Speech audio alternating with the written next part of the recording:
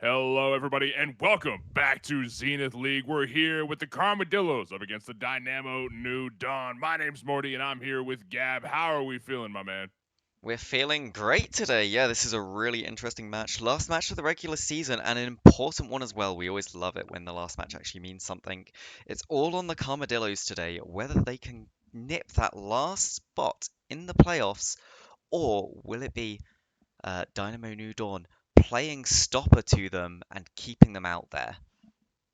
That's And with that's our playoffs on the stakes. line, high stakes indeed. I'm excited to see how this goes down. Both teams have had a pretty decent season so far. I'm a little familiar with some of these names. I'm definitely excited to see how this goes down once we get into things. Definitely, and I think we should see some extra people in the chat today because obviously the other team that's hopefully for them still looking to get into playoffs is Lobster Spicy, and they will be big fans of Dynamo New Dawn today. They need Dynamo New Dawn to win to keep Carmadillos down and allow them to sneak into playoffs. Big things on the line today. As we're waiting to get into the draft here, just a couple moments before we start the picks and bans, our champ select, as you will, to see who's going to be playing on the horizon. Now, I know you've done a little bit of research on some of these players here. What picks do you expect to be hovered around here? So, I mean, always what you've got to look is there's two things you mainly look for. You look for your one tricks and you look for the people playing off rolls because the off rolls they tend to not be so strong, and if you can ban them down a bit, you can tend to bully them a little bit. So I think we'll have to have a very good look at what some of these people are locking in. I'd be looking on Dynamo New Dawn towards Darker Basher, see if they get him a strong pick. He does like some very specific picks, such as Nocturne. He doesn't have that much he plays. Usually, he's not he's not always a jungler, so definitely one to keep an eye on there. Whereas when you look over towards Carmadillos, there's a few that you really want to look at. You're mainly looking at that bot lane, though. That bot lane has a few people Right. that are very much focused in on one or two champions. And I think, yeah, definitely everybody's got comfort picks, right? I think at this level of play, it's a good mix. You know, when you get to the tippity top of the totem pole, you talk about the meta picks, who are the absolute best champions. And then when you go down the ladder a little bit, we talk about who are my comfort picks. Is Ashe the best ADC in the game? That's debatable, but is it my most comfortable pick? Yeah, so that's what I'm going to play, right? And I feel like we're in a fine line at this level of play where it's about both the meta and what you're comfortable with. I'm definitely fine with noting that maybe some of these carries don't have every single champ under their belt, right? But you've got a couple comfort picks to rotate through, and that's exactly what we're going to be seeing here. It's just whatever we're comfortable with, but also it's got to be a good pick here, right? Yeah, I mean, there is a certain amount of your comfort pick, especially around this level, is always going to be stronger than the meta pick. There's just a few outliers there where if one of your champions that you happen to play is extremely weak, those are the ones you Mm. want to kind of really think about, well, is this where we want to go? But we are getting into draft now, so we'll move over into the draft for Carmadillos versus Dynamo New Dawn. There's that Nocturne ban. Not at all surprising, they're banning Dark Bash's main champion that he plays in the jungle. So, based on the fact that, okay, we're prioing the Nocturne ban, I'm assuming that we're going to be seeing some pressure on the squishy junglers rather than a tank like a Mumu or Zac or something like that. We're looking for like an assassin jungle. Is that the case? Well, Dark Pasha actually has a few different picks he likes to play. So, Elise is another one that he'll play, which is another sort of assassin jump in there, Ooh. do some gank champs. But he does play the Poppy as well, so we might be seeing something with a bit more tanky side coming out there in the jungle. One thing I am noting is that DND is not really throwing bans towards the bot lane. I think we might potentially be seeing an early pick of an AD carry here. You do tend to see AD carries picked up fairly early, but it depends on the priority and whether it's champions that are matched. Of course, the hen is now open. Oh. This is a big one right here, a very new champ to the game. Now, what can you tell me about Zahan? What do they bring to the table that's going to make Carmadillos come out on top here? So Zahen is a drain tank essentially. He's Mhm. gets a lot of that lifesteal when he can manage to stack up his passive. You know, he gets a revive. There's currently a weird thing where sometimes when you kill him in revive, he keeps full stacks, and sometimes he will seem to just revive again. Um, But it does leave it open to being counterpicked. That's a big thing. And if you can actually put some proper Grievous Wounds on him, you can cut him down a lot. You want some good CC, some good peel to keep him off you, because if Zahen does not get to auto attack, he can't get on you, he can't get his passive revive off, and he can be punished. Speaking of revive, Zach gets picked up for the side of D&D. Oriana's going to be probably hanging out in the middle lane as well. That's a pretty nice engage comp. Oriana's able to throw the ball on to Zach. Zach dives into the back line, able to hit the ult, and then the Oriana ult on top of that. That's a lot of burst damage and some crowd control on top of that. The engage from D&D so far with just those two champs looks absolutely filthy, but Malphite's going to be a response from Karmadillos. Yeah, and it's an interesting pick because what it tells us is people usually expect Zahen to be in that top lane, but Malphite might actually be in the top lane here. These two are kind of interchangeable in the top lane and jungle, but you don't really very often at all see Malphite jungle. So especially with that Ahri lock-in now, which is almost certainly mid, you're kind of expecting that you've got a Malphite top, Zahen jungle, and Ahri mid. That does leave you open to counterpicking Malphite, which is something you can quite easily do. Olaf here, very strong, pretty strong champion. It's Brock de Brocking's most comfortable champion. I'm not surprised they've locked it in. It has a fine matchup into the Malphite, really. So I think that's just a easy lock. Very strange picks, though. You usually see your AD carries picked up within the first set of rotations, but they haven't been. So it does leave some very clear bans open for one of these sides, I think. I'm not going to say anything in case they happen to be listening to the stream, but we'll see if they ban it. Yeah, there's definitely some very high prio picks still open. Aphelios and Jinx are still open. Smolder is banned away. There's still a lot of good ADCs on the line, though. Kind of wondering how this mid lane matchup goes between Oriana and Ahri. Yeah, Oriana Ahri, it's a bit of a skill matchup in a way. What you tend to see though is Oriana will bully the Ahri a lot early on, and she will tend to have the upper hand unless the Ahri gets a gank. It's usually quite unlikely that the Ahri is going to get a kill back unless she hits an item spike. We really want to be looking at like that 1 item spike, 2 item spikes for the Ahri, because those are the times where she might be able to get a kill solo. The thing I do know is that we did not see a Twitch ban. Good content does play a lot of Twitch. He plays it a lot in solo queue as well. And D&D decided not to ban that, instead banning out some more of these kind of scale teamfight champions. And Karmadillos, in fact, didn't choose to lock it in. They locked in Yunara Emilio. Okay, so I'm seeing a pretty nice team fight on the side of DND, but Karmadillos are going to need to have a team fight up their sleeve as well. Now, if Karmadillos come out on top of a team fight, what is their way to optimally start? How do they engage? How is the follow-up going to look? So, interesting enough, this is actually a pick comp. You'd immediately think, you've got your big beefy frontliner, you've got a classic AD carry and mage there, that you'd be looking at a sort of a teamfight comp here, but the problem is you don't really have much CC at all. You really are relying on that Malphite ult, and Malphite ult is something you could definitely flash away from. We even see here on the side of D&D, they've got a Sivir who just presses E and Malphite does nothing. So really, Karmadillos here, they're looking for the picks. They're really reliant on their Ahri charm and reliant on their Malphite ult to catch someone out. Zahen does have the pull, but it's kind of unlikely that's going to be the thing that's going to make the difference here. You look over at D&D's side, this is a much more classic team comp. You've got your big beefy boy in Zach. You've got also a bruiser who can put down some damage, run into the backline in Olaf. You've got your CC coming out from Zach Rakan, very heavy CC champions and just very strong damage profile in Oriana Sivir, giving you both the AD and the AP. D&D definitely have an easier time here with their comp in terms of team fighting.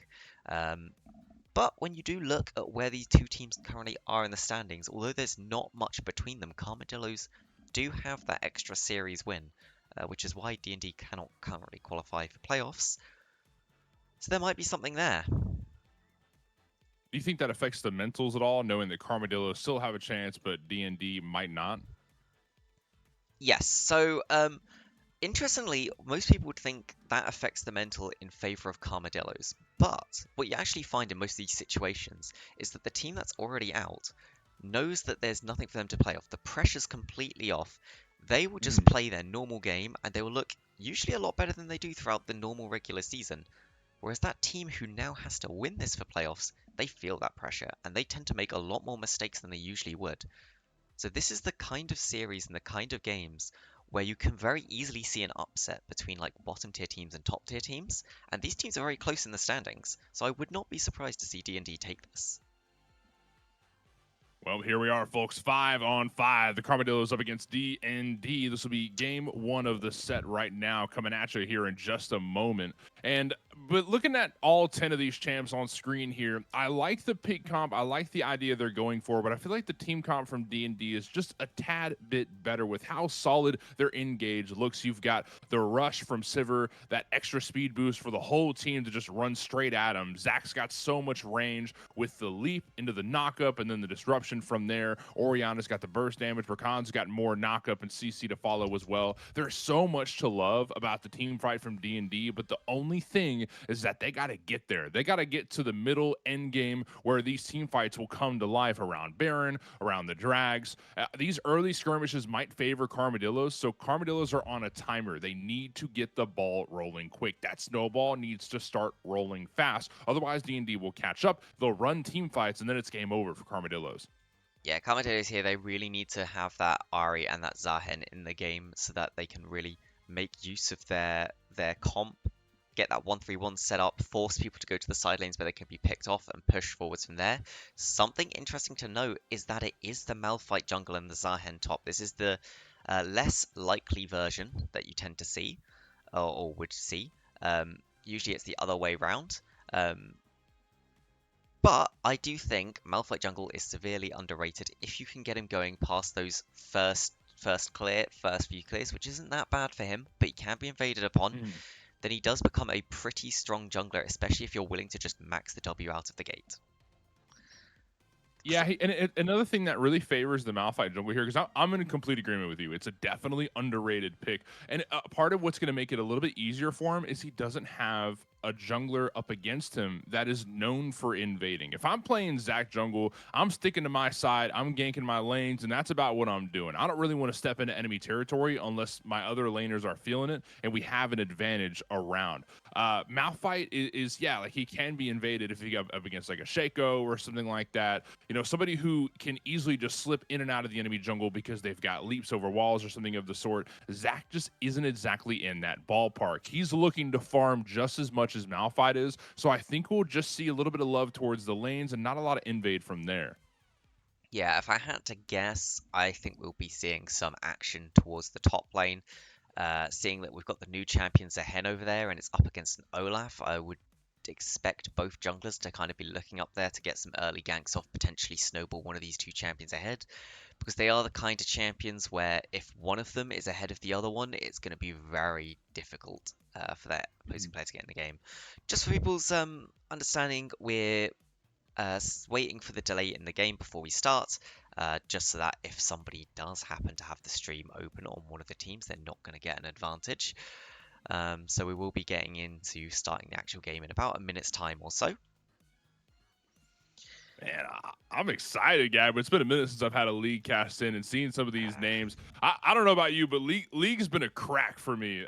It's nice to, you know, dip my toes back in the water and see what's going on. I've seen some of my favorite champs on screen right here. It makes me excited to be here. I mean, I've been wanting to be a part of this Zenith thing for a minute now, and finally being here is exciting. I feel the energy around, and I hope that you're feeling the same way. Yeah, League is one of these games that it's nice to just come back to every now and then. It's a nice game to actually watch. That's one of the surprising things with a lot of MOBAs. You're like, I think they also really moved into that with how they evolved League over the years. They tried to make it as nice as possible for people as a viewing experience by speeding up the games a little bit, which I do think hurt the playability of the game a little bit, but overall, they managed to kind of keep in the scene with a lot of viewers, which is really good. But we are about ready to start, so we will be moving over into the game. And here we go. Nice. Here we are. So I'm a little curious on how this matchup's going to go in duo lane. I haven't seen a lot of Milo or just really a lot of the bot lane in general. I've seen a little bit of Rakan. Obviously, we all know Sivir, a long-time classic champ that's been touched up a little bit over the years. But I'm wondering how this matchup's going to go. Do we think we see more pressure down there, or what's going on? Yeah, I don't think we should see much happening down there. You might see the Melio Yanara lane get a bit ahead early. They should have the pressure just from the fact they have that extra range. And they've got a more consistent heal because Emilio just presses W. Rakan actually has to hit Mhm. his Q to be able to heal. But I think really we're looking towards the top side for this explosive gameplay. We actually do see a ward put down in the enemy jungle. They want to see where the Malphite starts. That was spotted out though as well. Hmm.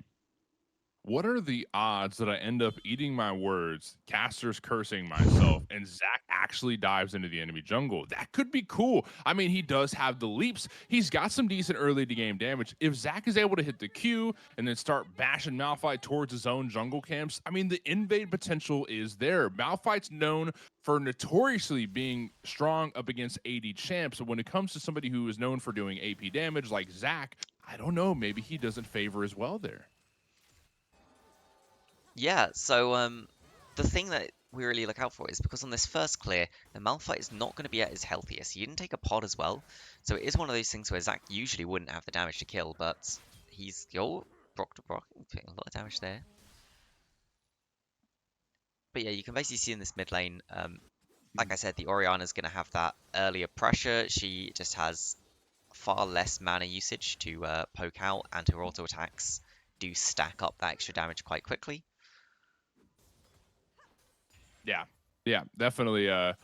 There's a good amount of kill potential throughout the lanes. I think we're just really worried about junglers. The thing is, what we're seeing from Malphite jungle is that you're waiting for your ult to come online. You don't have a lot of crowd control as Malphite without your ult. You've got to slow. You're able to steal some movement speed, sure. But Zac has so much more hard crowd control to work with, even before he gets his ult. So depending on when Zac wants to rotate, that's, I think, when the kills, first blood specifically, will start hitting on the board. Top lane is looking pretty rough right now for Reaper. I mean, he's getting absolutely boxed out by Brock right now.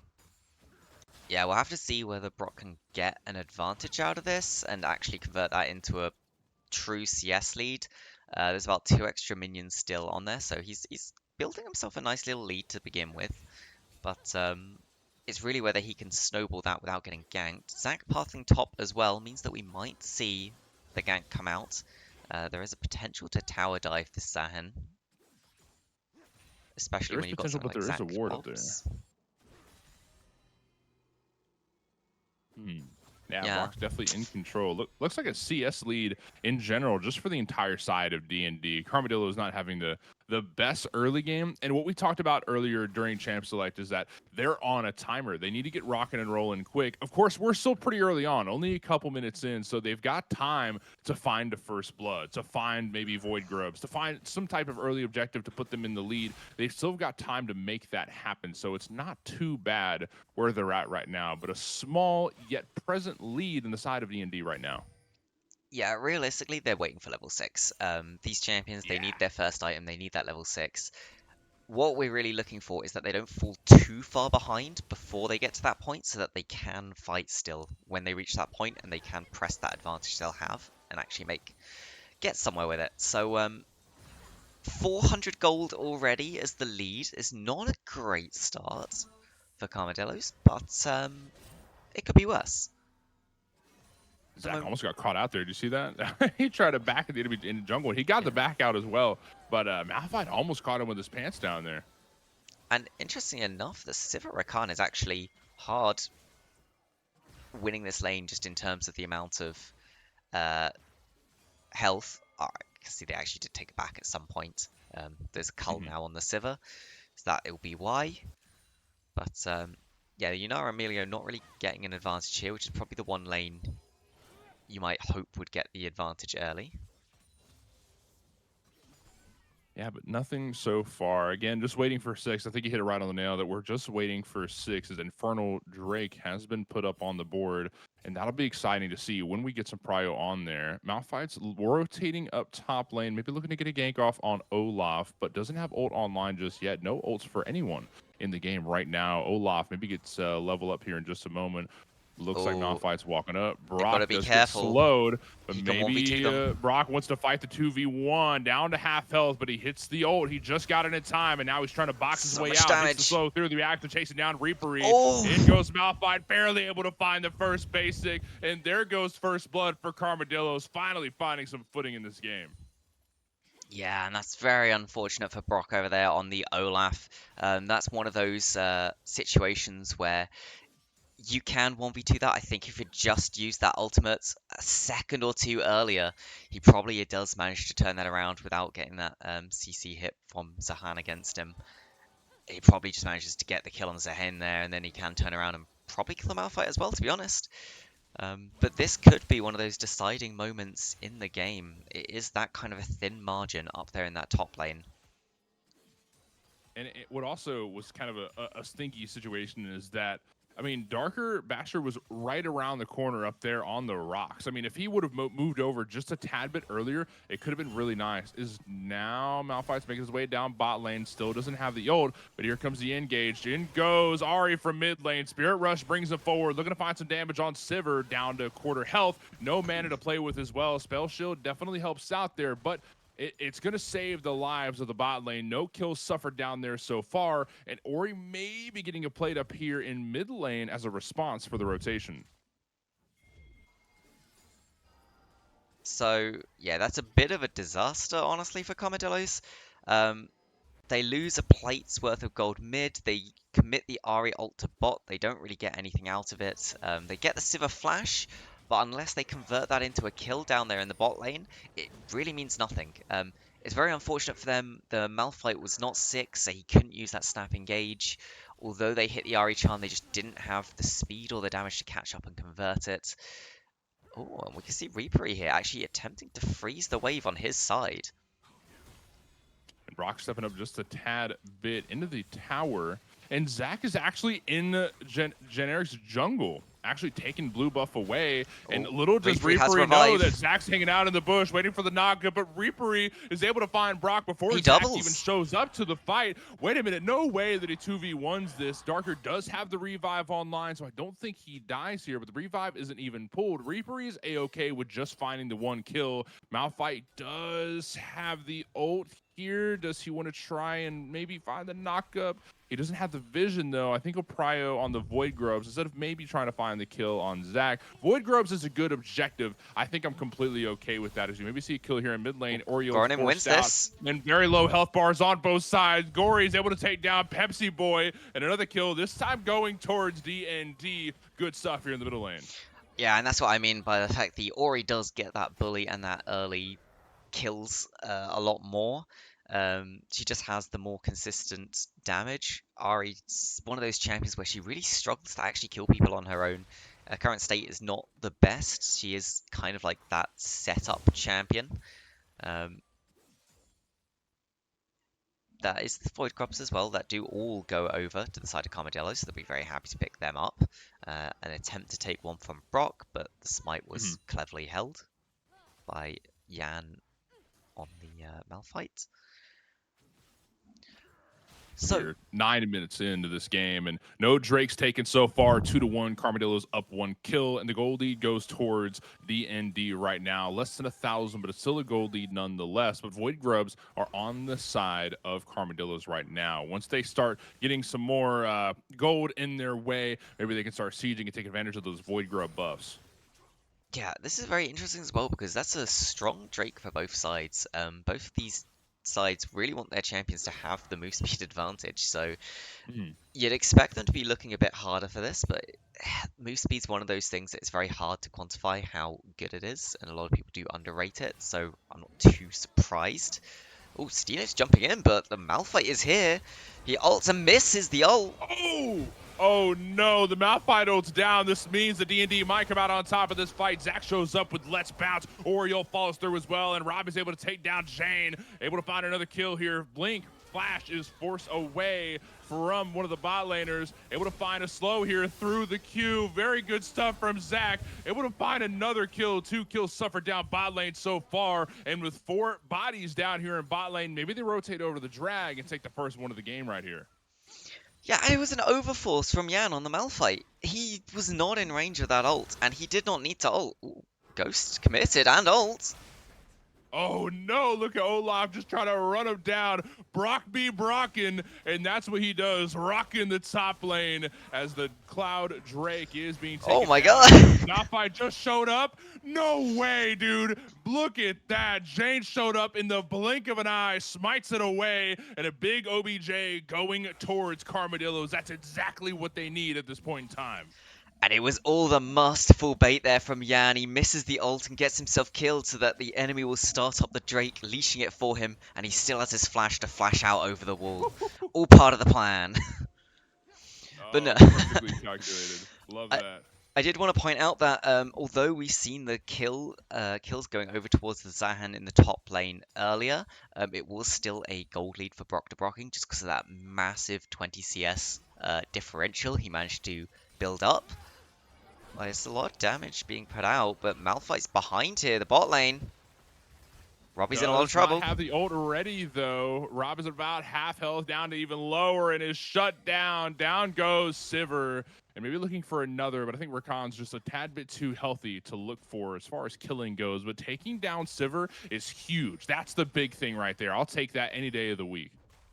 Yeah, they managed to punish the Sivir. I'm not sure if her flash was already back up or not, but they've maybe found the Malphite, but there's no damage dealers.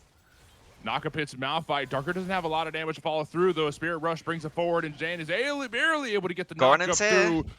And maybe we find the res for Darker. Yes, we do. Back up to half health, and no kills suffered right there. But the revive's pulled from Zach, and that's a big pull going into these future skirmishes. Yeah, interesting commitment there from Darker and Stino. Zac and the Rakan, the two champions on the team that don't really do damage, trying to go in against two full health enemies was it was definitely a choice. Yeah.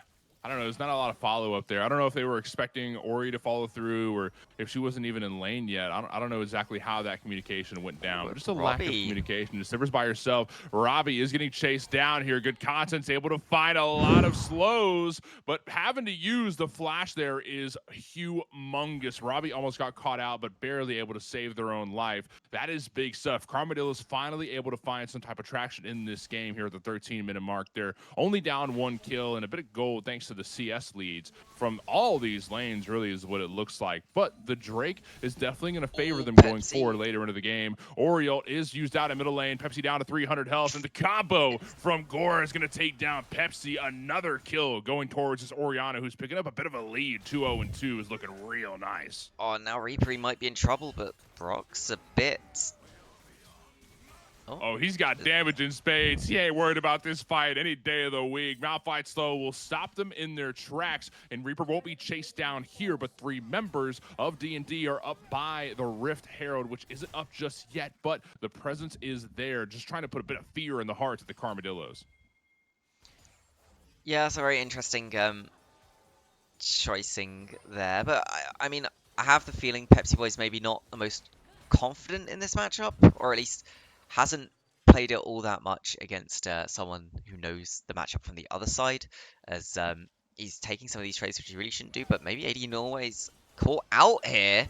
Oh, massive knock-up is going to definitely hurt down this Milio, running away for their life, but Ari shows up with Spirit Rush, looking to find the damage to fall through. The numbers game now follows and favors Carmadillos, but in goes Ori. Doesn't have an ult to play with, though. Good content's able to take down Robbie, looking for Rakan as well, chasing forward, not able to find the slow. The knock-up follows through, though. Big damage coming through for Yane, but not able to find the kill just yet, and Darker's just a tad bit late to the party, not able to really do anything with what's left of this fight. There are some low health bars, especially from Pepsi Boy right here, but I don't know if good content or I don't know if there's just anything to follow through here. Oh no, he jumps in, able to hit the Q, but not able to find the basic following after.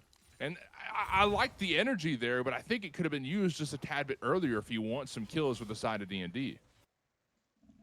Yeah, DND as well, just getting a bit too high five for where they are in the game. This is about the time where Carmadillos want to be fighting you as much as possible, so you giving them those free fights is not really what you want to be doing. Rift But Herald skirmish oh, unfolds. Malphite forced away. Rift Herald's at 3/4 health, and it looks like D&D are going to pick this up scotch-free. Ari's in middle lane, and there is vision, but I don't think that even Carmadillos want to fight this. They're going to give this Rift Herald up what looks like scotch-free because Reaper is getting boxed out in top lane. Malphite's forced to back away. Spirit rushes down for Ari. There's just not a world where Carmadillos even walk towards that Rift Herald and walk away with a victory. So they're going to give that up. Rift Herald goes towards D&D, and that's another objective that's going to give them a bit more of a goldie, which now sits at about 1,500. yeah, and Rift Herald potentially the weakest of the objectives, but you're still happy to get it. Right. Definitely still a win to pick it up. Unfortunately, they are trading it for the Drake, it seems, which, probably that Drake's worth more over the game than the Rift Herald is, to be honest. Yeah. But we'll have to see how they use it. If they do get 2 charges out of the Rift Herald, then that'll be a very good use, especially if they use it to crack mid. Mid's one of those towers that's quite hard to crack against, especially against a team which has some decent wave clear. When this Yunara goes mid, they will find it hard to crack into that mid tower. Yeah, that's just how that goes. I think it's a little unfortunate that Rift was taken, but Drake was a loss. Definitely hurts the late game, right? Even though the Yeah. gold lead is still favoring D&D right now, I think just having those Drakes on the side of Carmadillos is going to help them fight this huge engage comp later on. We talked about that a lot earlier, right? It's how awesome this team comp is for D&D as Oh, far as team fight Pepsi. goes. Spirit Rush brings Pepsi in middle lane, and oh no, Robbie might get pieced up here. Flash is forced away, but a kill is what the consequence is. I love to see that from Pepsi Boy picking up their first kill of the game. Looking real nice as a charm does land, but here goes Zach looking for a Q. Doesn't find it though. Just trying to defend this middle tower rather than start a fight. I like the defense here.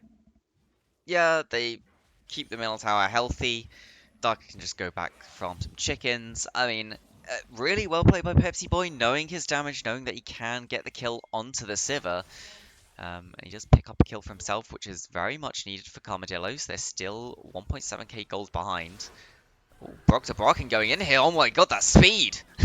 No way he fights the 1v3 here. Malphite's around the corner, but looks like Brock is not going to stop for nothing. He does die to the tower, but ends up picking a kill in response. And with 3 bodies down in bot lane, Rift Herald's used in mid. They're able to take down this tower, and Pepsi Boy might be next on the chopping block, but with no mana to play with, Pepsi steps back and decides to give that one up. And maybe not worth the fight. Malphite does rotate up towards middle lane, but maybe we'll stop in their tracks and realize it's probably not worth the rotation. Yeah, I mean, they do crack open that mid tower. That will buy them some breathing space. Dynamo New Dawn will be very happy with that. It will give them better access to the enemy jungle, better access to these neutral objectives. And they should be able to feel a little more comfortable.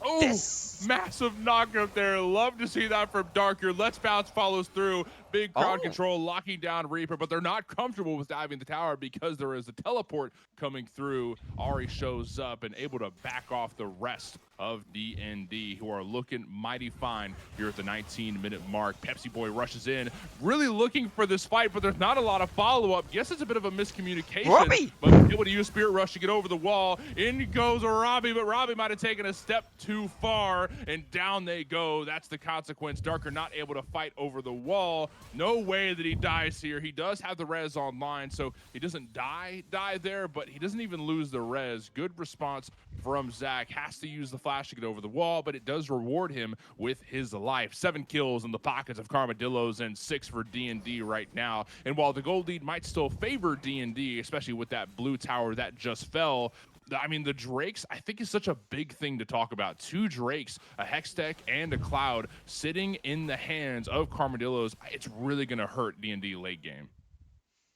And it is a mountain soul that we're looking at. One of those souls which is just generically very strong. D&D probably kicking themselves a little bit for not managing to pick up those early Drakes because, hey, a mountain soul is exactly the kind of thing that you need to stop the enemy team from just catching you out and one-shotting you. Right.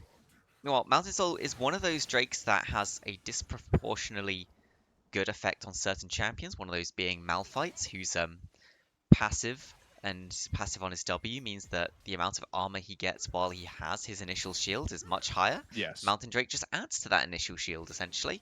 So very good for the Malphite if he can get it.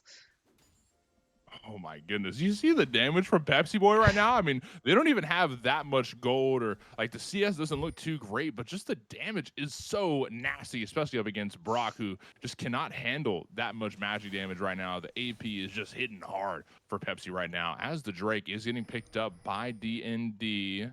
Looks like they're going to try and take this away, but they back off when they realize the numbers game doesn't follow through. Oh, they're not taking it. I don't even know Yeah, what I'm looking at. Drake's not up yet. 10 seconds still. They're just getting ready to start it.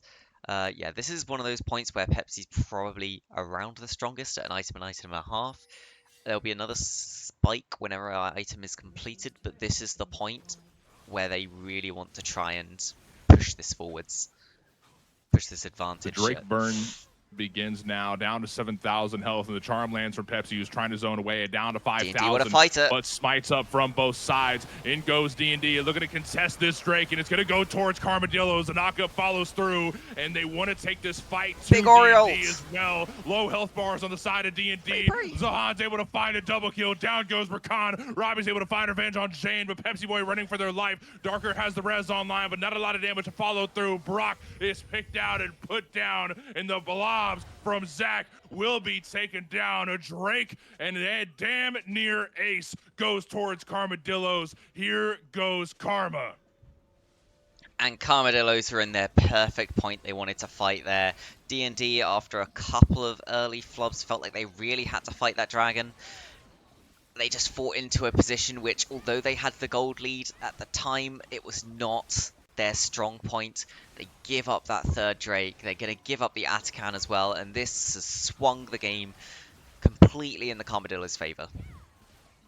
Completely. The Otacon goes their way as well. And for the first time in this whole game, Gab, at the 22-minute mark, the goal lead is favoring Carmadillos. We talked about how they're on a timer. The tick-tock goes the clock, and they're finally in a good stage. They can start running at DND, looking for picks, looking for skirmishes, and trying to take every fight that they can to find some revenge for the early struggles that they had suffered. D&D are starting to lose footing on the top of the mountain. They're not, hanging on by a finger right now, but they're definitely a little slippery on that slope. Yeah, and Brock's lead completely gone. He had an absolutely massive lead earlier, but that's gone now. The only lead left for D&D is on the Oriana. Reaper actually winning this very hard. Oh my God, the damage Brock was just not expecting, but Brock's going to run away. Doesn't have to use the ult, but does use Ghost to get out of that sticky situation. And pulling that Ghost is A-OK for Reaper. They back off and decide to cash in on some farm and some extra CS as well. 5-1 for Reaper right now. I mean, it looked like a rough early laning phase for Reaper, but definitely with the Triforce and the plated steel caps in pocket, he fell back in a big way. Yeah.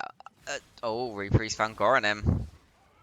No way we find Gora here. Darker looking to defend their mid laner. Will it fall through, though? Reaper continuing to cash forward, and Reaper still continuing to hit the gas pedal. Not much that Darker can do. Darker just watches as their friend falls down. Pepsi able to take down Darker as well. That's exactly what Carmadillos are looking to do. Pick after pick. And nothing that D&D can do but run and hide. Carmadillos are finding traction. They're picking up kills, picking up objectives. This is their world, and D&D are just living in it. And yeah, there we see the Zahen. I mean, it's champion year diff there, you see. The Oriana is just as strong, if not stronger than Zahen in that situation, or should be. And you just see the absolute disgusting amount of dashes that are given to new champions, along with CC and ways for them to stick on people. It's, yeah, very, very fun. But, yeah, this game just straight in Carmadillo's hands now. It's theirs to throw away. Just due to the team fight nature that D&D has, they can still potentially force one of these team fights, get some good engages, things like the Oriana ult along with a Sivir W something that can definitely bring them back into this game and give them something to play off of. But they're going to struggle. They are going to struggle from this point. They need Carmadillos to mess up. Carmadillos can just go to playing this 1-3-1 comp now, continuing to get that pressure and those kills on the side lanes, and pushing forwards towards this win. Side note, the Christmas Baron is so cute. That is adorable. The little mittens in the Santa hat. That's so funny. That's my first time seeing it. Oh, that is just adorable. But Jane wants to deny vision on the Christmas Baron. That is ours to look at. You don't get to enjoy the cuteness of it. And D&D surely not happy about it. I cannot blame them because I would love to look at that all day. But 15-7 here at the 25-minute mark. Carmadillos are up more than half the kills that D&D have. The lead has flip-flopped entirely. The tables have turned. The turns have tabled. And I don't know what D&D do to stay in this game. I mean, team fights just look so favorable. I mean, I really thought this pick comp was going to be hard to operate towards this phase of the game, but I think the lead they were able to develop through the Drakes, through these, skirmishes that went their way, it's really favoring Carmadillos right now. I don't know how D&D turned this around. So the real thing to note here is that but there's an F-Gage coming out. Engage in mid lane. Malphite hops into the back line. Down goes Robbie. Down goes Sting. Down go two members of D&D so far, looking for a third. Reaper takes down one, and Jane takes down Brock. 4 bodies lay lifeless in the middle lane as Carmadillos, all 5 members, untouched, unscathed, march their way towards the inhibitor. And Goronim here, his only job is clear the wave. This could potentially be a game-ending push if they want to try for it, but Carmadillo's just going to play it safe, which is probably the right thing. Probably the smart. Yeah, the problem there, again, we see D&D engaging without their full team. They didn't really have the big damage dealers on their team with them. I mean, it's like they think they have the enemy team's comp and they're trying to do some picks and it's not working for them, unsurprisingly. Yeah.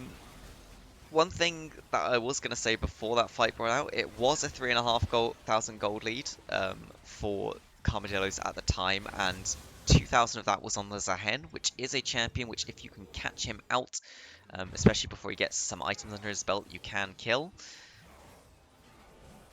Interestingly, Baron picked up for Carmadillos, but they've left the Drake open. Smart from D&D to realize that they can at least pick up a Drake in return. It'll give them a bit of gold back as well, close that gold gap down just a little bit. But at this point of the game, is it going to be enough? I don't know. I think you made a really good point earlier with how the Mountain Drake can stop them from getting picked out so easily. That extra defense on the side of D&D will help them not get picked out so easily. I just don't know if it's going to provide enough to completely deny any pick situations for Carmadillos. You know what I mean? I mean, the lead is just so massive. You can even see it in itemization. It just favors everybody for Carmadillos so much. I don't see a world where D&D can just, live through all of these team fights so easily, especially with how solid these engages from Malphite have been this entire game. I don't know. It's not looking good for D&D. Yeah, 1 Drake is just not enough. At the moment, D&D, their entire game plan is to stall. This Zahen somehow has managed to get himself to level 17 compared to Brock's level 14, now 15. When he gets to level 18, he's going to stop scaling, at least through levels. You start to just naturally catch up a little bit. And this is kind of what D&D have to bank on at this point. They just have to bank on slowly catching up. And 30 minutes almost into this game, 4 members of Carmadillos press up on the bot lane tower, the tier 3 in the inhib. And I don't know how this goes down here. Brock is trying to push Reaper away from taking down top lane. Sting is definitely poked out a little bit here, and Brock is definitely suffering some poke as well. And in goes Robbie up top, maybe looking to take down Reaper and stop the siege. But with only 3 members defending that bot lane turret, I don't know exactly how this is going to go down. It might just be when instead of a matter of if. Yeah, it's actually a very good defense being put up by D&D here. Brock was tanking a lot of the cannon minion shots just to keep his tower a bit healthier in this top lane. He's got to be a bit careful with some of these trades, though. Eventually, this bot lane turret does go down, partially from Robbie leaving, but they were just chipping it down anyway. Really, I mean, DND win here by not losing all 3 of their base towers. So they're doing really well. They managed to keep that inner tower of the top lane alive for now. It will die, but there's not too long left on the Baron, so they should be able to defend this final top tower. Brock's in a lot of trouble, though. Oh no, Pepsi Boy Spirit Rush brings them up, and down goes one. Brock is dead right now. Maybe we look for an engage, waiting on a Malphite ult to bring them in. The charm. turret will fall soon, but oh no, look at Rakan bringing the fight to him. Oh my god, Gore is able to find a pick as well. Down goes one. Maybe down goes another. Malphite's low on health, but still tanking away. Rakan's able to find a double knockup, but Jane takes down Zac in the process. Into the back line goes one. Good content takes down Arabi. Down goes Sting. Down go 4 members, and it's no one but Gora forced to watch as the rest of Karmadillos walk forward. Could this be game? And yeah, that should be game at this point. Goranim won't really have the damage to clear out these minions. It's going to take an absolute hero play, and honestly, a very big mess up by Karmadillos for them not to be able to end the game here. But maybe with Brock's help. But nope, Karmadillo's just going to hit that Nexus and end the game. And a great set played by Karmadillos. DND gave it their all. They gave it their best shot, but it just wasn't enough to stop the 5 monsters known as the Karmadillos in game 1. And man, that was exciting to watch. That was definitely a fun game of League of Legends if I've ever seen it. I mean, I thought D&D were going to have control for a hot minute there, but Karmadillos able to find a couple small victories here and there, taking away Drakes, taking away a couple picks how they can, and then it led to what we just saw. Yeah, I mean, we really saw their very interesting game play out, where D&D, they played their early game well. They got their advantages well, and when it just got towards that mid game, it's felt like they were focusing a bit too much on their own champions, not on their team comp, and not really on the enemy team comp, because they really failed to notice that Karmadillos were hitting that point where they wanted to fight, and they tried to fight themselves in those situations, just dropped their lead, and then again, they kept trying to engage when they didn't have all of their team there, dropped the lead again and again, and it just went into Karmadillo's hands, and they rolled to the end of the game. Well, folks, that was game 1 of the set, but good news, the action's not over yet. We do have a game 2 on the horizon, but we're going to take a quick break before we get there, but do not go anywhere. We will be back momentarily.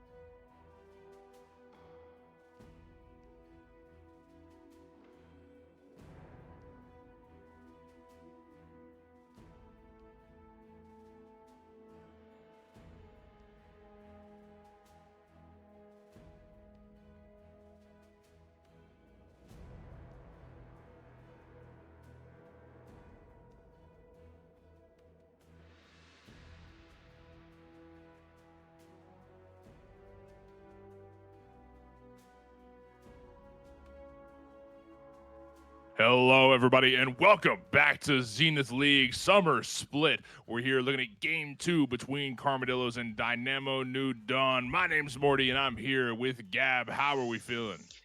Yeah, that was a wild game one. I mean, I would like to have said it was a roller coaster, but from the side of D&D, it was very much a roll downhill, and from the side of Carmadillos, they just had a nice hike. It was very much went from one side to the other side as the game progressed. Although Zahen is now gone, so he's not going to be in the way. He's not going to throw up any strange gameplay. And we see Carmadillos, they decide to first pick their top laner yet again. It's a very strange strategy, but they are just locking in the Ornn, something tanky, something he'll be probably used to. It's just going to give you some good value as you go later in the game. D&D do decide to, instead of matching it, which is usually you'll match what the enemy team picks, they're locking in their mid lane, a Syndra, just a very strong mage mid laner, and they're going to lock in a Braum support. Both of these teams showing things you don't usually see. Blind picking top and blind picking support, very rare things to do, but the teams here obviously just preferring to lock in those things for sort of the comfort of their own team as opposed to doing trying to get some counters down, which often they'll work out well for you. I do agree that getting Ornn out of the way early is a little unorthodox, but for the side of Carmadillos, I can say that a classic thing, if it ain't broke, don't fix it. So, I mean, you know what? That's what they did last game. They picked up Zahai like very, very early on. I think that was their first pick, if I'm not mistaken. It was. So, I mean, yeah, they want to put a lot of prio on that because having that beefy front line and the split push potential is massive there. Smolder and Nico joined the fight for Carmadillos. And I think I like this team fight a lot more, even though Carmadillos already had a good team fight last game with a comp that would look like to us not exactly the best team fight comp. I still like what I'm seeing here even more so. So to see how well they did in team fights last game, now that they have a team fight comp, I'm wondering if it will help them even more so as Lucian joins the battle for D&D. Yeah, so this is interesting. This time we do see the two AD carries picked up in first rotations. That is what you tend to usually see because people want to try and keep usually it's mid, top, and support for the last ones where you're going to get some more of those counter picks. But the interesting thing to note here is that Carmadillo does have a bit of a shorter range team comp. They are really relying on that Ornn ult to get them in. The Smolder is not the highest ranged AD carry you're going to see. D&D, though, locking in the Lucian, they're not looking to punish that too much towards the end of the game. But Lucian Braum is a very strong combination in lane. People always think about the Lucian Nami, but what they tend to forget is that Lucian Braum, an extremely strong combination. If the Braum hits you at all, the Lucian dashes in, double auto pop, he gets the stun down, and they can very quickly kill you. It can be very unexpected. As a couple more bans go through, Kled is taken out of the fight as D&D still don't have a top laner to respond to the Ornn. Yeah. I think that the team fight for D&D doesn't look too bad here either. Braum able to really peel hard for Lucian here. That's kind of what we couldn't see in the first game, is that Rakan was able to find some good knockups, some good engages if D&D wants to start a fight, but more often than not, D&D didn't want to start a fight. Yeah, the Rakan knockups helped a lot, but having a Braum here to really body block a lot of projectiles coming through will definitely hurt the side of Carmadillos. Rek'Sai joins the fight. Is going to hit the Rift today. I'm wondering what this Rek'Sai brings to the table. Oh, I love some Rek'Sai. It's one of those champions that it's so cool when it gets played, especially it's supposed to be a jungler, but it's kind of moved into the top lane. And it's one of those champions where you can do some really cool things with the tunnels. It doesn't bring you a lot of CC, but it can bring you that kind of tanky front line and a bit of peel. One thing I do want to note about the bans, because we didn't really talk about the second round of bans, it's something very classic you'll see. If you've locked in something for your team and the enemy has not locked in the counterpart, you ban down their counterparts. And one thing that I just want to point out about those is for D&D, they've took away those kind of dodgy assassin mid laners, the ones that kind of play like Ahri does, away from the side of Carmadillo. So they obviously thought that Ahri was a big problem, and they don't want something close to that going into the hands of Carmadillo's mid laner. It also kind of says they think that Nico is a support, not a mid. And it does turn out that they're right, because Echo has been locked in, probably going mid there, and Volley in the jungle. Volibear in the jungle. That's going to be a nice team fight pick as well.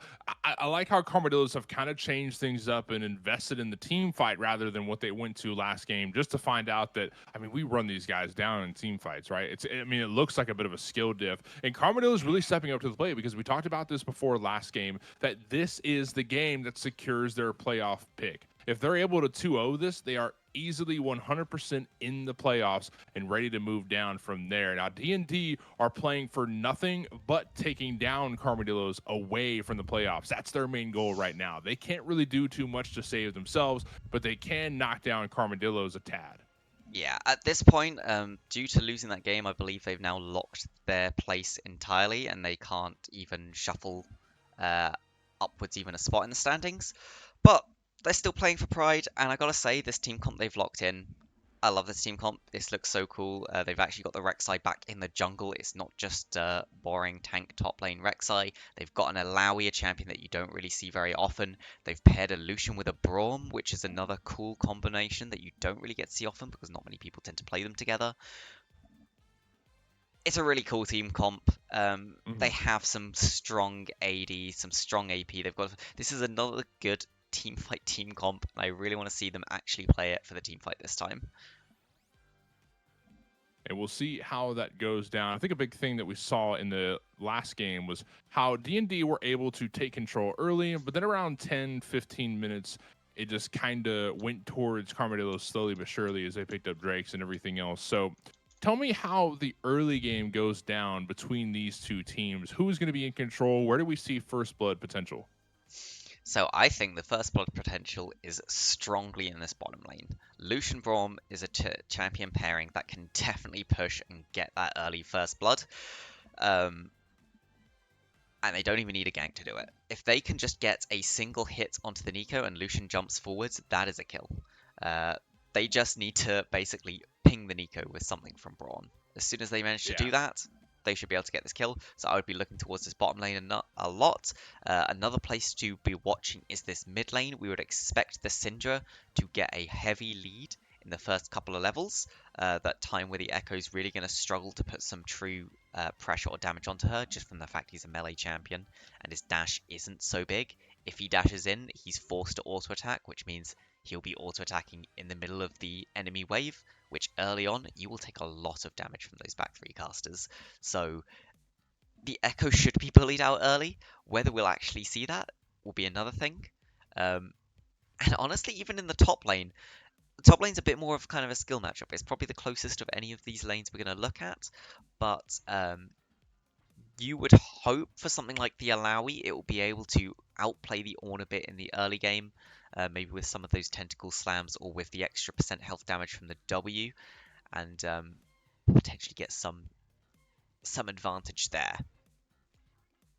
I think you hit it right on the nail when you talk about how Braum and Lucian are really, really nice together. I think that double shot is just so underrated. Maybe not underrated, but it's so strong. It's so nice. Having that double shot to follow through with the Braum stun. You can find a lot of CC so quickly. And also, I mean, it takes some extra damage or gives some extra damage towards Lucian. I mean, you're able to hit a little bit of extra magic damage, AP damage. I really love this duo lane. Yeah. So, in fact, something I got to point out, because me not actually paying attention to who was locking in which champion there and where they put them, it is the Volibear top and the Ornn jungle. After Ornn's buffs in the jungle, he can now go jungle. Do I think he's a great jungler? No, not really, to be honest. But it does give them the Volibear in the top lane, and that Volibear will be able to trade a lot more effectively, really, against the Alawi. I'd kind of expect the Volibear to get that early advantage. So hopefully we'll be seeing some more fighting up there in the top lane, and something that the Carmadillos can really play around in the early.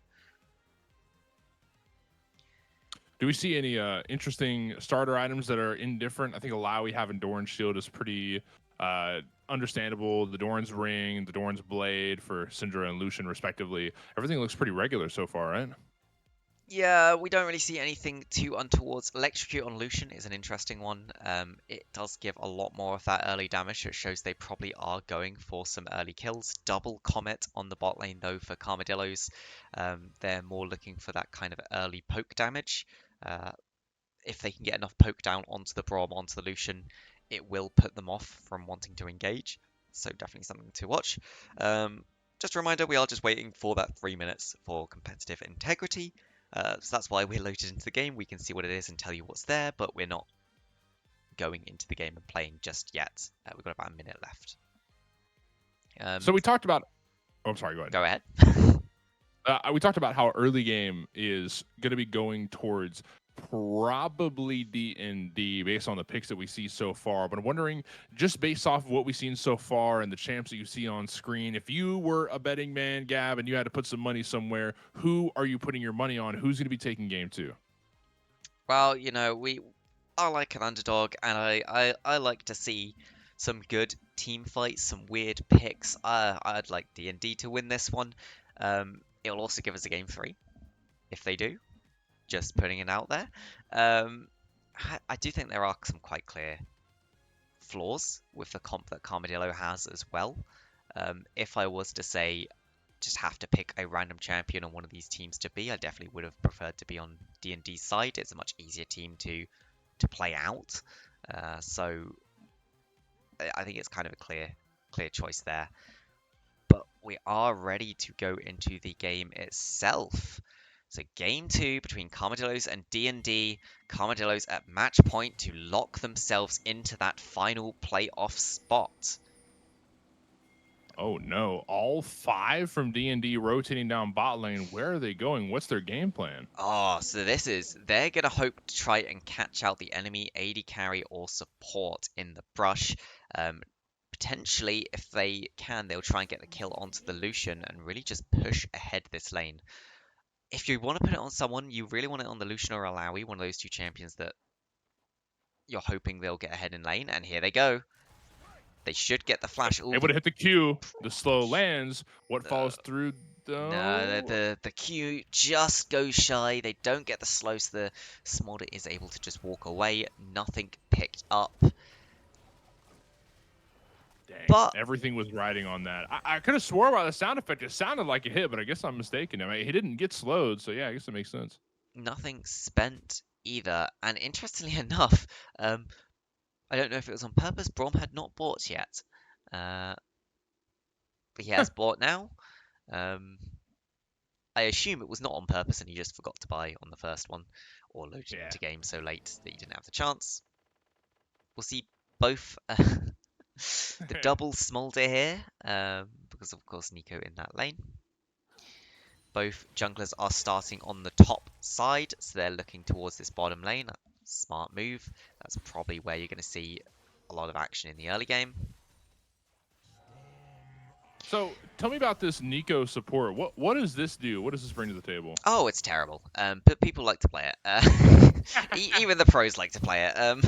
It's very strange. It can give some confusion as to who the AD carry is. That's why you kind of like to play in this lane now after they did the mini rework for Nico. It does bring some CC. It's one of those champions, they kind of nerfed its damage a bit, so it's not so strong in the mid lane anymore. It's kind of pushed into this support position. One of the really strong things about it, though, is you can use the Nico W to just face check bushes for you. Oh, good trades by Reapery. Lands. The E hits as well. Reapery definitely showing up and showing out in the top lane so far, and that kind of shocks me a little bit because from the research that we've done, we can see that Brock plays the Alawi pretty often. This is a pick that he is known for. Reapery doesn't really play Volibear. Granted, he's not the hardest champ in the game by any means, but this is just not something he has a lot of experience with. Yeah, and after the first game as well, where the Olaf really smacked down on Zahen, this is kind of a complete turnaround. Maybe due to the late game of that game 1, Reapery's really feeling himself now, and Brock's feeling a bit deflated. Some players, they can really feel those kind of mood swings in these kind of games, but we'll have to wait and see whether Brock can bring this back. It might have just been a bad early trade or two. Unfortunately for this bottom lane, the Braum Lucian hasn't really managed to get any true poke out just yet. Something interesting you can do, especially in a lane like this, which they've not done, if you take, say, Exhaust on the Braum, match it with like a Hail of Blades, it really gives you a lot more potential to go in. You can just walk up, exhaust them, start autoing them with Hail of Blades really quickly, put out an insane amount of damage. The Guardian and the heal shows that he's more thinking towards not getting that early advantage, but playing towards his late game team fights and helping to keep Robbie Nater alive, which Robbie Nater Right. was being caught out a lot last game. So there is some good setup for wanting to do that. Another thing too, oh my goodness, oh, here comes the knockup. Maybe able to find first blood on Darker, who forces himself to use the flash to get over the wall and find safety. That is a big spell pull, but no first blood found from there. On the Lucian pick, yeah, I mean, this is something that he's known for. Robbie plays the Lucian quite often. He's a lot more comfortable here, and the Sivir pick was kind of odd for him. He doesn't really use that a whole lot. Yeah, oh, and they're going in. This could be a kill. This should be a kill.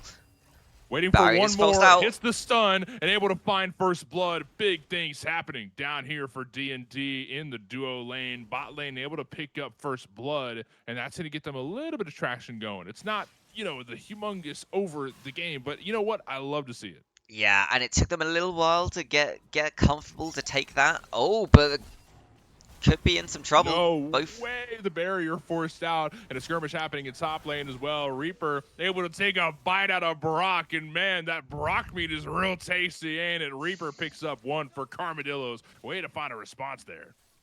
And yeah, just action exploding all over the map. Very important for Robbie that he managed to stay alive there with the use of the barrier and the flash. Very unfortunate for Brock on the other side.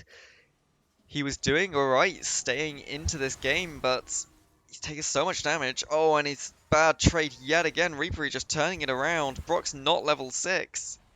Big bite. Big bite does have the ults online, but Brock's able to Turning dodge it. through. Reaper down to 100 health, but able to take another bite down, waiting for the E to slam down. It won't find the kill, just a tad bit late on the E, but Reaper is going to fall. Brock is able to find revenge here in top lane, 1-1 so far, and it's an exciting skirmish up there. And that is terrible for Reaper. He really can't afford to be giving over that, especially when he got himself such a nice lead. You can see that lead is now reduced to about 100 gold, which is it's still a nice small lead, but it doesn't really come to much. Carmadillo's looking at this first Drake, and they're going to see if they can take it down. Ornn is tanking it away. Why is Brock just hit? waiting on Smolder to show up and find the burn. No way. Reaper just runs at Brock and takes him down yet again. What in the world? And the Drake is still being picked up. Look at good content. Able to find some decent damage on it and smite it away. There it goes. Carmadillos yet again pick up the first Drake of the game. But what was Brock doing there? Staying there on 100 health? Just into a full health volley bear. Bound to die. The volley just needed to queue towards him. Ouch. Did you see his health bar, dude? What is done? Oh my god. Yeah, I mean, Rek'Sai as well not picked up any defensive items at all yet. Just has the Tiamat for the clear. So possibly one of the weaker points of the game for this Rek'Sai. They could be looking for a potential tower dive here, but I wouldn't expect it. Braum is a bit of a counter to the Ornn. You can just Braum shield the initial Ornn ult and stop it in its tracks entirely. And something happening here in middle lane as well. Pepsi Boy able to get a good amount of damage off on Gora, but no kill potential there just yet. Ornn is in the shadows. Maybe a knockup from Ornn could result in a kill, but Gora's playing really safe. Really safe. I just don't think there's any world where Ornn makes that gank work right now. We're about 8 minutes into this game. 2 kills to 2 and a 300 gold lead towards Carmadillo. They do have the Drake in pocket as well. It's definitely going to favor them going forward. It's not a humongous lead, but I'll tell you what, DND were in charge of the game at this point last game. So to see Carmadillos up gives me faith that they're going to just keep running it down from here. I mean, that's a nice pickup from Darker there to get one of these grubs before the Nico comes along. That does mean that they know good content is here alone, though. Can just zone him off of the wave, and this Smolder needs to stack to get into this game, and they're just not going to let him. That's a lot of damage. Oh my goodness, that is a lot of damage indeed, but no kill suffered just yet. Reaper is still in charge with more than a 20 CS lead up here in top, and mid lane is pretty even right now. Duo lane is looking good for Robbie. He had a bit of a rough game last time, but you know what? I think he's coming around pretty well right now. Yeah, 300 gold up, about a kill's worth. He's happy with that. We'll fight in the top lane though. Fight in top lane. Let's see how this goes down. Reaper trying to take it to Brock, and oh my goodness, the damage clears. Reaper able to pick one up. That is big indeed. Yeah, I mean, Brock is he needs to stop the bleeding at this point. Volley is one of these champions as well, which it's only really good if you can keep your gold acceleration going, and at the moment he's keeping the gold acceleration going. Oh my goodness. Yeah, I think Reaper is going to be in charge of this game. I'm a big fan of the Volibear pick. Really big fan. So I think to see him, in charge, Alawi's known as a lane bully, right? Alawi's known to be running a lot of different lane matchups, but this Volley is just so hard to take control of. Yeah, indeed. And we're going to have to see how DND decide to come into this. They haven't really managed to push that early kill in the bot lane towards any further advantage. It is one place you'd hope to. They're trying to set up something in the bush, though. And there we see the one good thing about the Nico support. You just send your clone to check things for you. Completely safe. Nice. You know what? As a bit troll as Nico support might be, that extra vision is so useful, because imagine if Nico just walked in there without a clone. That's a dead Nico. That is an absolutely deceased, buried in the grave, 6 feet deep under the Summoner's Rift Nico. But the clone helps out so much there. Yes, indeed it does. Also, Nico, the other reason people take it is its ultimate is just really, really good. And on a support, as long as you get 6, you can roam quite well. The ultimate's such a big teamfight tool.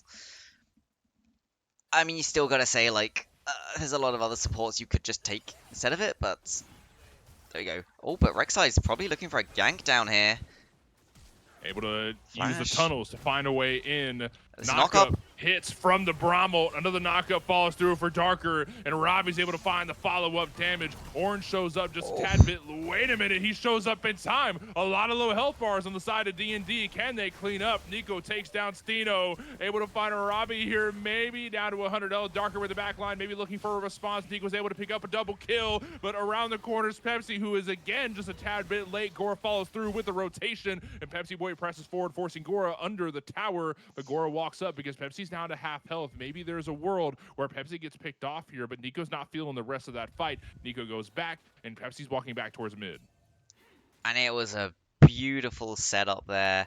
They just managed to, the side of Carmadillos, get the Nico knock up into the root. The Ornhorn called at the right time so that it flying back can hit them entire enemy team before the root finishes, and Ornn flashing in and getting the 3-man W just for that like 12% HP damage, I think it is. So much damage just thrown down, so much CC that they're able to turn it with only 2 of them left and pick up so many kills. I can see here that there's actually an advantage for the Smolder at the moment, not having spent boots. Oh, but they've caught the Ornn. Oh, no, Ornn, it would have been a give it knockup, to? but I don't think it's going to save his life here. Yeah, but a shutdown goes towards Gora. That's kind of what Gora needs right now. A little stagnant with CS and everything else, so a big shutdown going towards Gora right there. That's going to help their gold lead as we sit at 13 minutes. That DND going towards their first Drake of the game right now. Not a lot of contestation from Carmadillos right now. Smite lands, and Hextech goes towards DND and evens things out just a little bit. 2,000 gold lead, a little bit less than that still in the hands of Carmadillos, but we're evening things out for DND.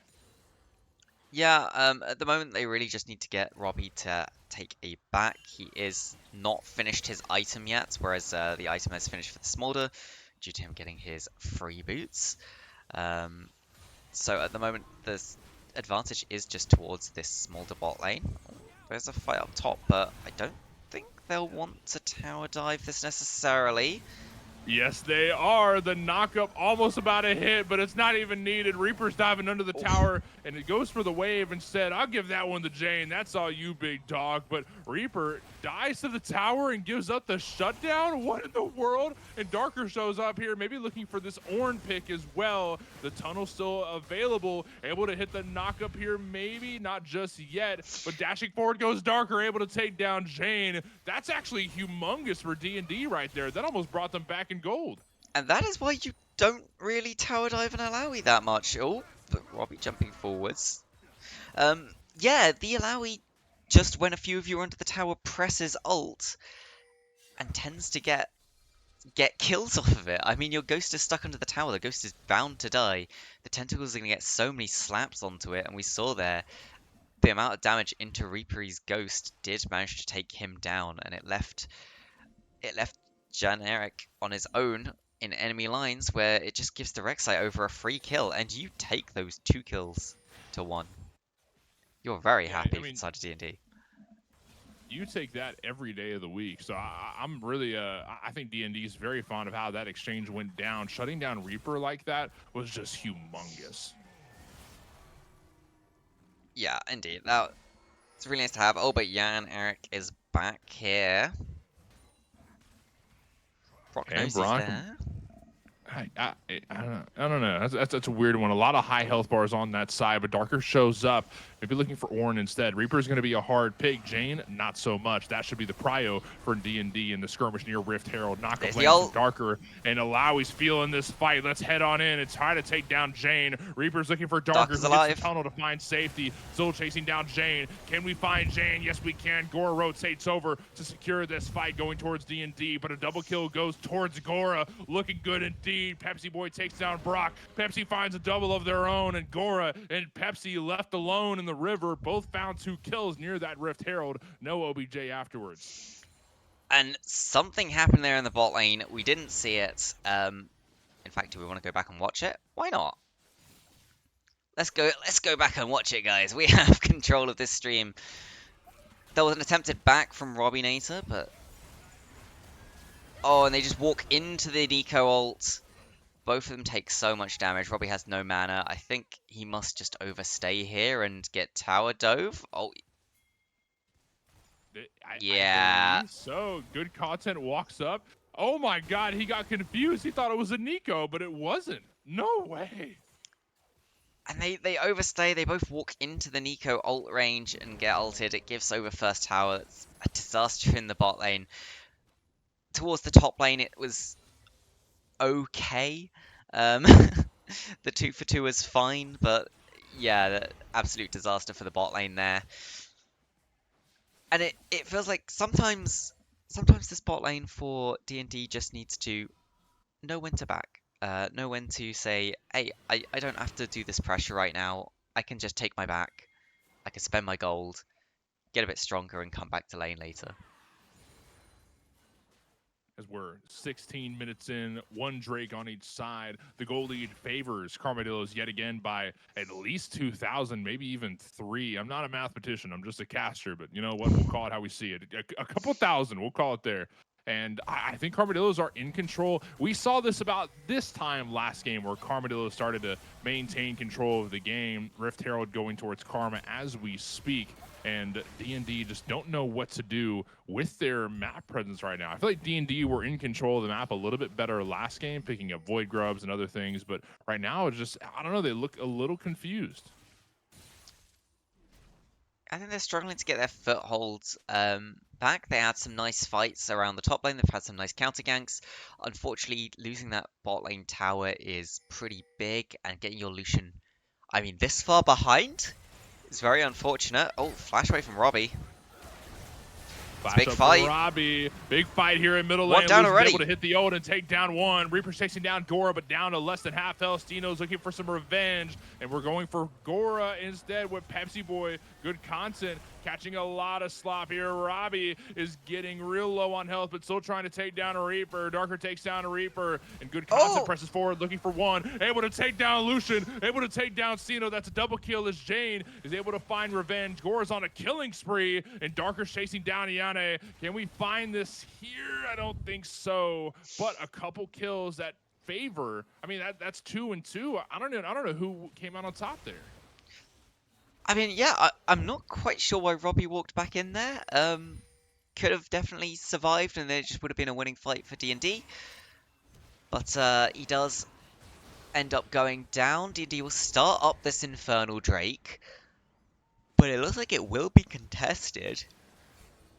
Jan Jane's Eric, here, half health on the Infernal, and walking up as Nico, trying to push them off, and it's double successful. TP. Do maybe Carmadillos take this away? I mean, that was just a leash. They just leashed the Infernal for Carmadillos, and there's no way that it's contested. Even with Smite ready, Darker would absolutely die there. They know that, and they're not confident in the Smite steal, so they back things up instead. That is humongous for Carmadillos, as the gold lead isn't as big as it once was, but an Infernal Drake in pocket means that late game fights will absolutely be in their favor. I mean, that's nice for them, yeah. I think the double TP investment means that realistically, if you are D&D, you don't fight that. Unfortunately for D&D, there's not really anything that they can do about those TPs. They do have their own TP up on Goronim, so potentially put Goronim to a side lane, you force someone to come there, have Goronim TP to the other side of the map, try and start a fight. That is a very classic thing to do.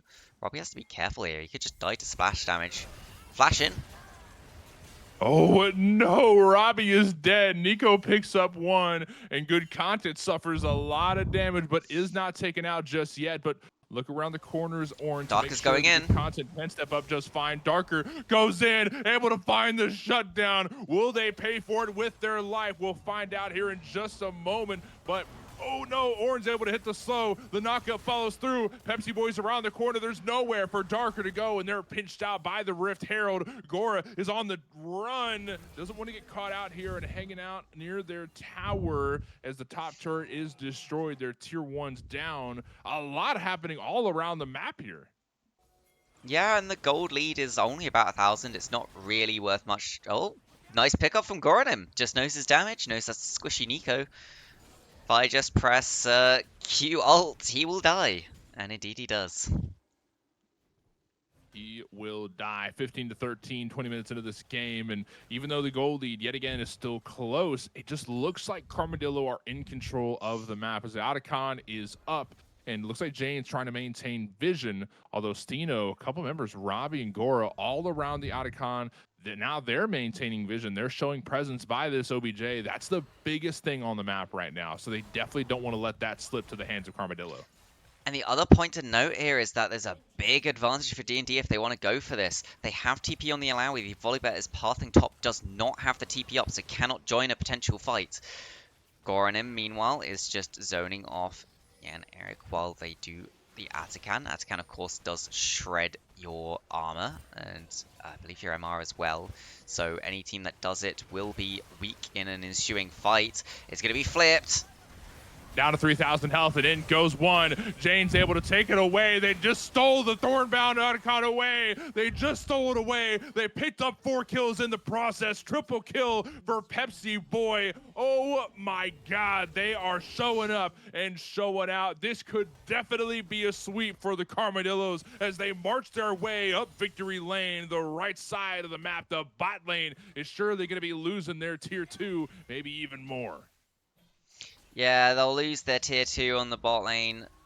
Proc ends up using the TP to that top lane tower just to save one outer or inner tower. I mean, I mentioned about how they have the TP on the Alawi. I think it's a real shame they didn't use it there. They could have forced that into a 5v4 in the bot lane. If they had, potentially there wasn't even be a contest by Carmadillos and they'd get a free Atakan. But as it stands now, Atakan's on the other side. Oh, bit of a desperation play.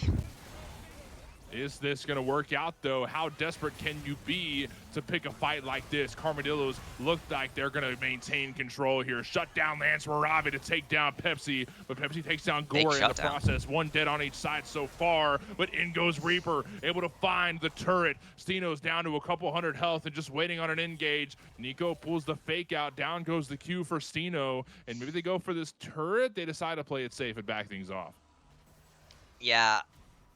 I mean, that Brock basically jumping by himself into 4. really did feel like a bit of a desperation play. Like they felt this game sliding away from them and just wanted to try and pick something back up. They did get a very big shutdown down onto the Echo. I believe it was total of like 800 gold back into their pockets. So only losing, I think, was it 3 in response? It's about a neutral even just for killing the Echo in that fight. But yeah, even that kind of hurts them right now. Inferno will be up though. They can try and get another one. And we see TP invested though. This is generally how you see TPs used a lot more.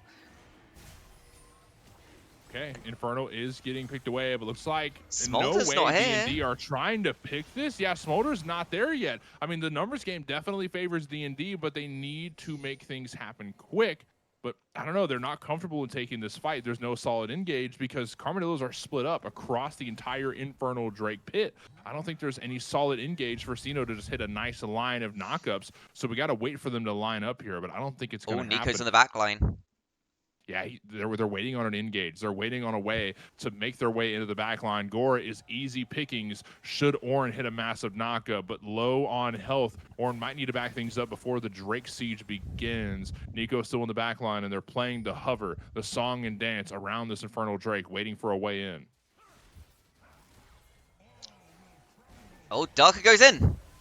Darker goes in. Here comes the engage. Going into the back line, waiting on a Brahmo. In goes the Ornn ult as well. Going into the back line, able to find a double knockup as Reaper takes down Darker. That's one down so far. Cena able to hit the Brahmo, slowing down the rest of Carmadillos. Pepsi Boy takes down Brock. This is bad news for DND. Robbie's able to find a kill on Nico, though, but Pepsi Boy still going into the back line. Robbie's health bar is real low, having to hit the dash and back things up, but Reaper still on the chase. Able to hit a slow, maybe not so much. Down are 2 members of D&D, and all they lost in the process was, oh no, that's good content as well. So 2 and 2 on each side, and the shutdown going towards D&D. I mean, they're still breathing. I mean, they might be losing a bit of footing here, but they are definitely still breathing in this matchup. Yeah, they're stalling out the game a little bit more. Does it make much difference? I mean, not particularly. I mean, they had to pull the trigger at some point. Darker jumping in there, not the worst way to pull the trigger, start that fight. However, he was all on his own, didn't have the damage to take down the Smolder by himself. The rest of the team didn't seem to really be able to follow up or come in, so Darker ended up going down at the start of that Drake fight. They didn't really manage to pull anything out of it.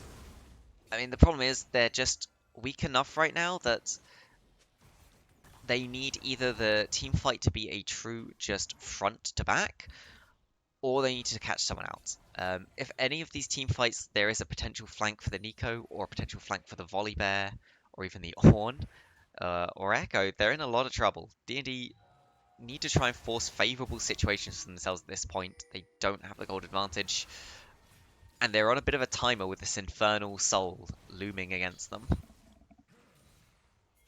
Looming against them. 26 looking. minutes in, 24-16. Darker looking for an engage by themselves as Pepsi and Nico. But that's the kind of thing I want to see them try. Just fish for these engages. If you see, hey, we know there's only 3 of them here. We have way more people. If we can get the engage on the squishy member and just take them out now, extra bit of gold in the pockets. So that's kind of the play you want to make them see. And it doesn't matter. In that, they didn't actually invest anything. Ooh, Brock's actually going for this fight.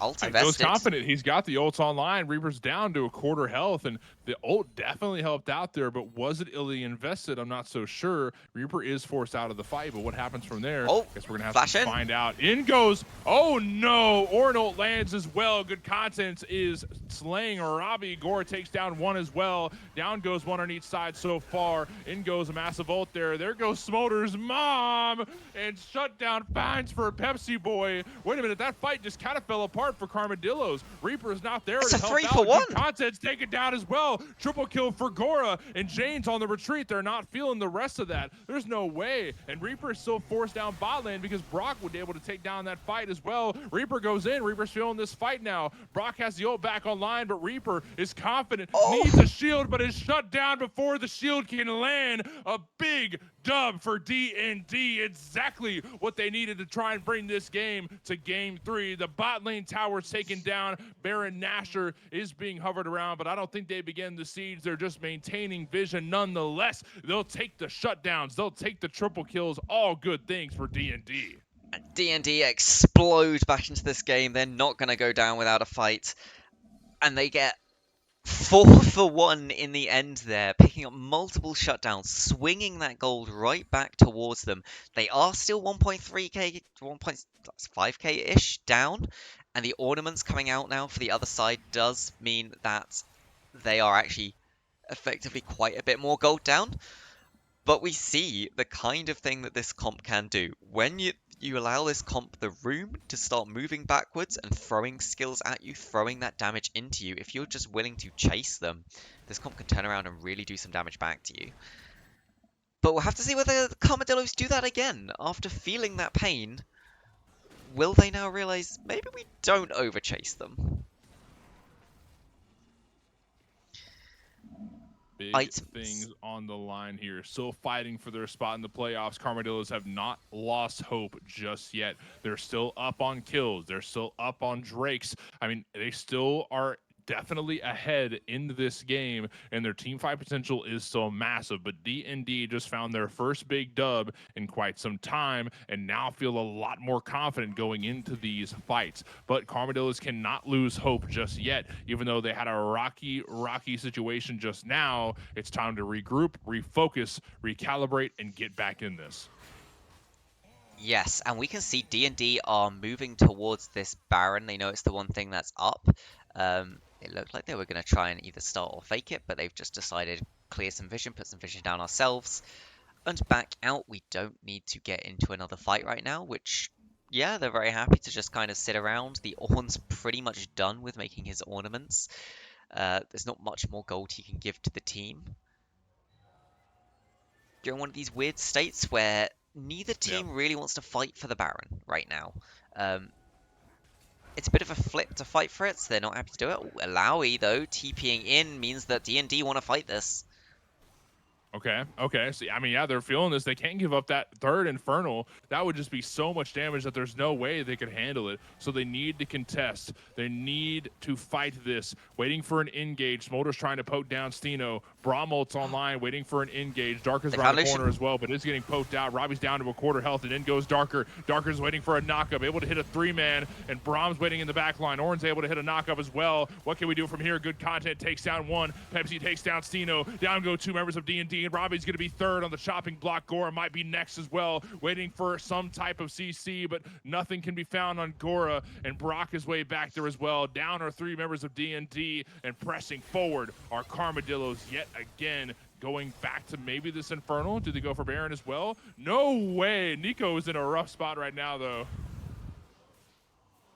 And yeah, D&D there, they were just in a really awkward spot. Their carries were kind of off to the side again, where they could easily be flashed on over the wall or flanked. They need to try and reposition themselves, have Goranim and Robbie where they felt a bit safer and felt like they could stand up and hit. Through most of that fight, they weren't actually managing to hit anyone because they were so scared about the Nico coming around to them on the flank or straight through them.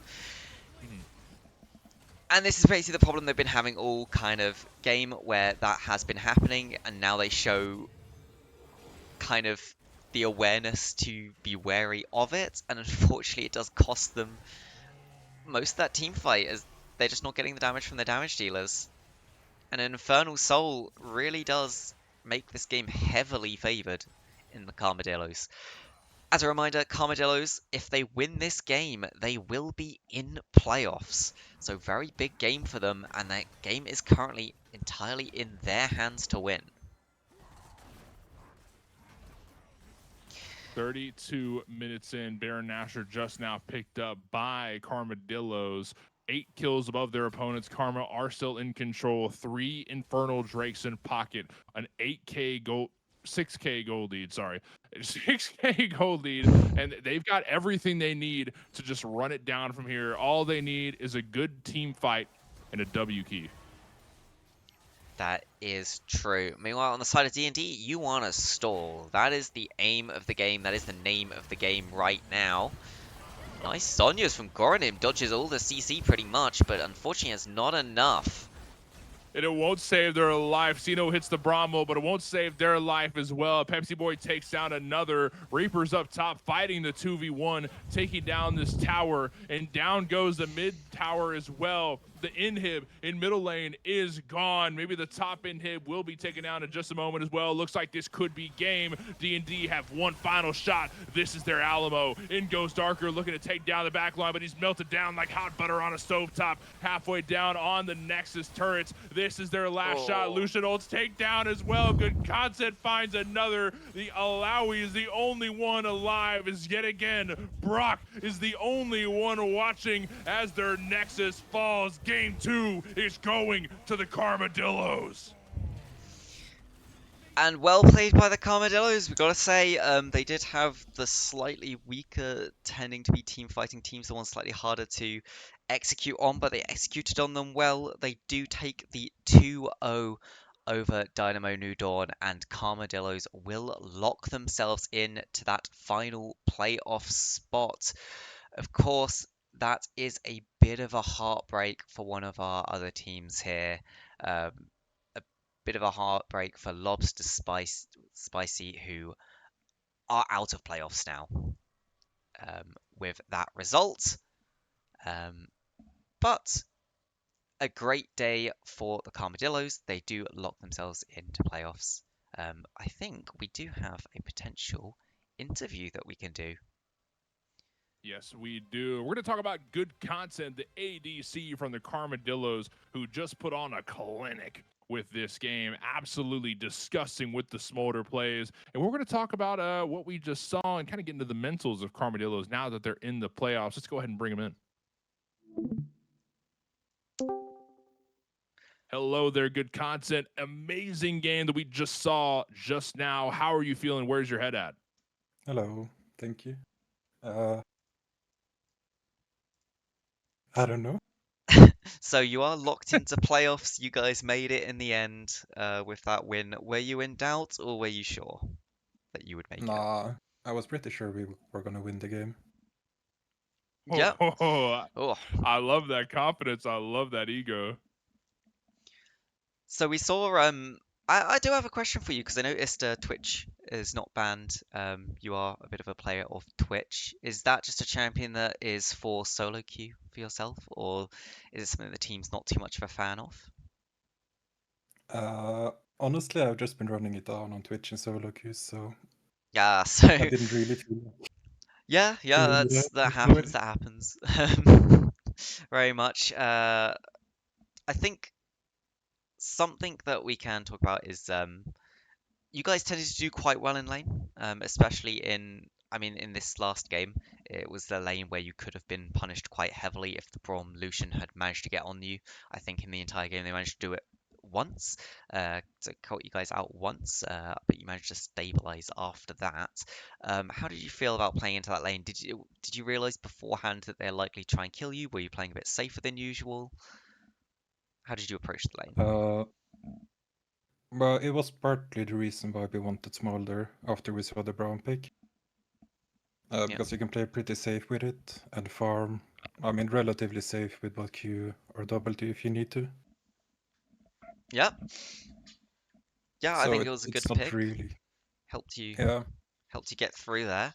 I think as well, your top laner there, he had a few good games. He had quite a bit of a struggle in that early game of game 1, but managed to pull it back towards the later game with absolutely some of the disgusting Zahen jumps into the enemy team and smashed a bit of the early game in game 2. Anything you want to say about your top laner or any of the other members of your team in this series? The gamers, all of them. I don't know. Yeah. Yeah, gamers, all of them. Anything you'd like to say maybe about Dynamo New Dawn or any of the players that you played today on Dynamo New Dawn? Obviously, they're now out of playoffs. We're not going to get to see them again. Maybe not the best games to see as their last few games, but I think we definitely saw some shining lights of hope for the future for them. Yeah, for sure. Yeah. No, it was pretty fun games, and I think they fought pretty good. It's good to hear. So I don't know if we know who you will be facing first in the playoffs. I'll wait to see if Omega will let us know. Oh, you're gonna face Suitor Guardians Academy. In the regular season, they managed to beat you guys 2-1. But how are you feeling about that matchup coming back now? Do you think you guys have improved? Do you think you're gonna take the matchup? I mean, you gotta make it interesting in the normal season, right? Yeah, very So, true. Hmm. So you think you're gonna come back and absolutely smash in this this playoff series? I mean, it wouldn't surprise me. Oh well, good to hear the We've been Dang. confidence. practicing a lot, so yeah. The I boldness from believe. good content. Yeah, great to hear the confidence. Great to hear um, going in towards these playoff series. I don't know if my co-caster here has any burning questions he'd like to ask. Yeah, I've got one final before we head off today. Do you have any comments for the viewers at home watching? Thanks for watching. Ah, that's always a good one to It's end been a on. pleasure. It's been a At pleasure least you're not watching you egoing the play. viewers. Yeah, it's been a pleasure watching you play. Thank you for coming on and talking to us. Thank you for having me. Yeah, No man. Thanks problem. for joining us in. And thank you for being in here. Thank you to Gab and Omega for making this possible. Everybody here at Zenith. But most importantly, thank you to the viewers at home for tuning in for this amazing broadcast. It would not be possible without y'all at home. That being said, this is going to be all of our action in for today. But if you haven't already, be sure to scroll down just a tad and hit that follow button on the Zenith League channel, and we've got lots more League of Legends actions on the way now that we're diving into the playoffs. But for now, that'll be it for today. Take it easy, gamers. Thanks, y'all. Thank you all.